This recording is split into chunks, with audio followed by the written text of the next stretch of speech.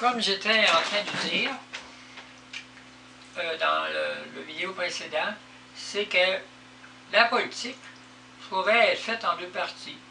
C'est-à-dire les idées des citoyens qui sont cumulées dans un logiciel qui traite l'information des citoyens, qui amène des idées aux politiciens, aux députés, puis la Chambre des députés pourrait être d'un parti pour avoir leur propre logiciel d'intelligence artificielle pour réunir les idées politiques, puis aller beaucoup plus vite, puis gérer ça, puis regarder les pour, les contre, puis avoir des comparaisons avec d'autres formes, on pourrait dire, de traitement d'information dans d'autres pays, comment d'autres politiques fonctionnent, puis par comparaison, par traitement, discrimination, arriver, ben, il y a eux autres qui ont essayé ça, ça n'a pas marché, ça marche. Ça. Alors, l'information, le traitement de l'information, où on accepte l'information, où on la refuse, où on la met en stockage parce qu'on n'est pas capable de l'appliquer, ou on la transforme, ou on l'adapte, puis bien d'autres formes de traitement d'information. Puis on peut la mémoriser, puis on peut la détruire aussi, l'annuler. Donc, il y a beaucoup d'autres trucs qui se font. La fusion d'informations, fusionner, faire de la symbiose, dissocier.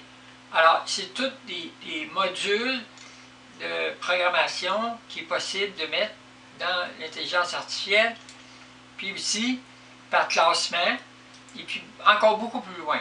Alors, par association, par hiérarchie. Alors, il y a plein de choses qui se font dans l'intelligence artificielle, puis on peut avoir des résultats, en tout cas, en politique, ça peut se faire, puis prendre des meilleures décisions pour un pays, pour une nation, concernant ce qu'il y a de meilleur donné aux citoyens, puis concernant le capitalisme, concernant les finances internationales, mettre toute l'information concernant tous les crashs qu'il y a eu, emmagasiner tout ce que vous savez sur les finances internationales qui ont fonctionné, qui n'ont pas fonctionné, comment c'était réglé, puis mettre ça en banque, puis au lieu de travailler avec des gens qui jouent avec des trucs en bibliothèque, des gens qui font des doctorats, tout ça, vous auriez tout ça dans un logiciel, puis ces gens-là pourraient être affectés à faire d'autres choses encore plus avancées. Donc, vous auriez des trucs qui pourraient être quand même contrôlés par des gens qui ont des connaissances, mais pour y éviter, on pourrait dire, des problèmes financiers internationaux, éviter des crashs internationaux, comme on va dire, l'argent ne vaut plus rien, ou ça peut être appliqué dans l'agriculture, dans la génétique, en tout cas, là on n'est plus en politique, mais dans la politique, ça peut aider votre planète à ne pas prendre des décisions concernant des guerres, concernant des choses, concernant des armements, comment un pays se défend, puis un autre, comment une guerre, ça a commencé, comment pas faire des pas pour provoquer une guerre, comment éviter, comment servir de trucs qui sont locaux, comment pas détruire des citoyens dans une guerre, alors, tout ça, là, ça peut être traité dans l'information, puis éviter des dégâts, puis éviter des fausses manœuvres politiques, des fausses manœuvres internationales dans le capitalisme, dans les coopératives, dans toute forme, on pourrait dire, de financement et tout. Donc, ça devrait être très utile. Alors, c'est toujours l'intelligence artificielle, mais je pense que M.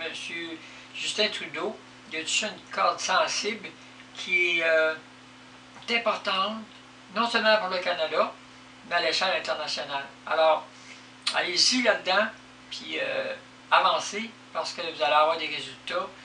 Plus que vous allez mettre vos énergies ensemble, puis vous allez financer cette façon de voir l'avenir, parce que Justin Trudeau, dans ça, il était un visionnaire, puis c'est vraiment ce qui s'en vient, mais lui, je ne sais pas où il a pris l'idée, mais c'est quelque chose qui va aider l'humanité, puis au niveau international. Alors, mettez tous les pays ensemble, dans chacun des pays, mais aussi en collaboration, faire quelque chose au niveau international. Le G7, le G8, tout ce que vous voulez, l'OTAN, puis tous les trucs. Alors, vous pouvez sauver votre planète, sauver l'environnement. Comment régler les problèmes environnementaux, pour la météo, pour n'importe quoi. Les traitements d'information, ça va aller très loin en intelligence artificielle. Alors, c'est tout ce que je mets, mais moi, je suis rien. J'ai pas d'intelligence. Comme j'ai pas d'intelligence, je sais que où on était, on savait des choses des sages, mais moi je peux pas traiter ça, je peux pas concevoir ces choses-là. Mais vous autres, vous êtes capables parce que vous êtes plus avancés que d'où je viens. Mais j'ai pas de connaissance là-dedans, mais j'ai mettons des principes de base. Puis ça va avoir de l'aide de l'espace qui, eux autres, font de la télépathie, puis qui vont aider vos chercheurs.